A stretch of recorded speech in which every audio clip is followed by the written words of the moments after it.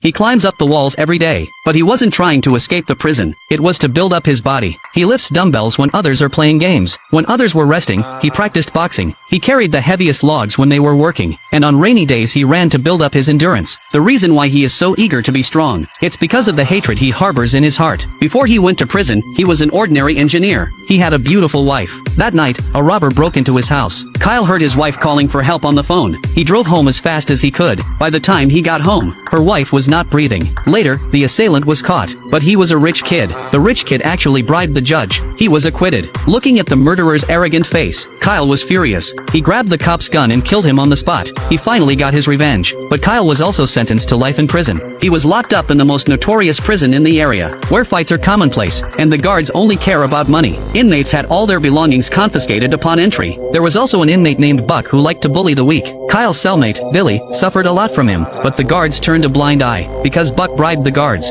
The next day Kyle saw a wounded Billy, and Buck's smug look on his face. Kyle was instantly reminded of that despicable wife killer. He can't help but punch Buck in the face. A scuffle ensues between the two. The guards came to stop them, but they only grabbed Kyle, and gave Buck a look. It's obvious there's a conspiracy going on. Kyle was then put in the confinement cell. It's the worst place in the whole prison. The fecal water was running and the stench was extreme. There were bloodstains on the walls from prisoner suicides. It was chilling. The daily food was like fodder. Sleeping was only on a slab. Kyle couldn't take it anymore. Late at night, he tried to end his life, and then a moth flew in front of him, and flew next to the bowl of food. Kyle picked up the plate and the moth landed on the spoon again, as if to remind him to eat and be strong. Kyle remembers his kind wife. He regained his faith, and then forced himself to eat the unpalatable food.